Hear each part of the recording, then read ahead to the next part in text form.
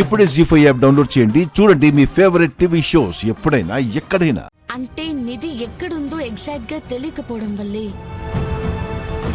మీనన్ నా ఊరిని ఖాళీ చేయించి వెతకాడనమాట. కానీ మీనన్కి రాగిరేకులో ఉన్న విషయం ఎలా తెలిసి ఉంటుంది? అంటే మధుకర్ పెదనన్న రాగిరేకును తీసుకొచ్చేశారు కదా. మనం మాట్లాడుతుంది మీనన్ గురించి కేడి. తనకు కావలసిన దానికోసం 20 ఏళ్ల గతంలోకి వెళ్ళైనా సరే సాధించుకుంటాడు. మీరు మీనన్కి నిధి దొరకకుండా చాలా గొప్ప పని చేశారు. లేదంటే దేశ సంపదని, మన దేశ చరిత్రని ఏదో ఒక దేశానికి అమ్మేసేవాడు. ఇది చాలా విలువైన సమాచారం అమ్మా. దీన్ని దుర్మార్గుల చేతికి చిక్కకుండా మీరే కాపాడాలి. అలాగేనండి. మా పెదమావయ్య గారు చనిపోకముందు రాసిన రేకిది. ఇందులో ఏముందో చెప్పగలరా?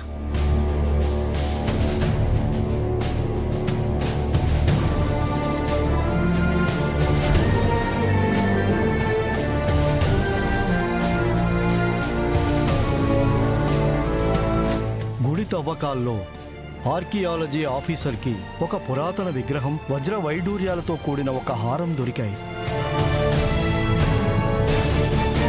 దాన్ని మీనన్, కార్పొరేటర్, కమిషనర్ కలిసి ఆయన్ని చంపి నిధిని దొంగతనం చేశారు.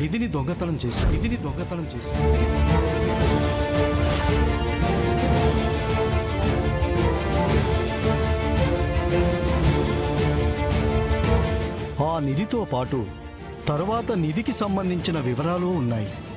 వాటిని కనుక్కోవడానికే నన్ను పిలిపించారు.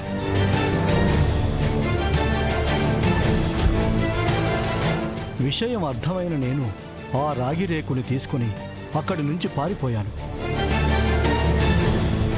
నేను మరణిస్తే నా మరణానికి, గుడిలో జరిగిన దొంగతనానికి కారణం ఆ ముగ్గురే.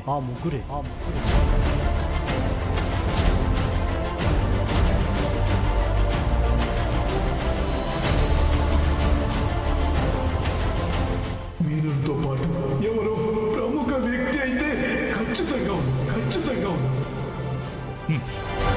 ఓ మై గాడ్, కేసు అనుకున్న దానికంటే కాంప్లికేటెడ్గా ఉంది. పిలవగానే ఇంత దూరం వచ్చినందుకు థ్యాంక్ యూ గురుగారు. పర్వాలేదు, ఎప్పుడు ఏ అవసరం వచ్చినా మమ్మల్ని పిలవండి. కిరణ్, గురుగారిని తీసుకెళ్ళు. రండి గురుగారు. నవనిధులకి సంబంధించిన పత్రం.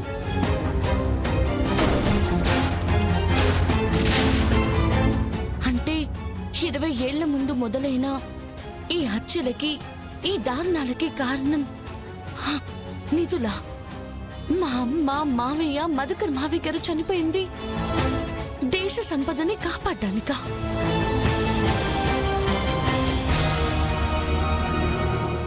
జీ5 యాప్ డౌన్లోడ్ చేసి అన్ని ఎపిసోడ్స్ పూర్తి ఉచితంగా చూడండి.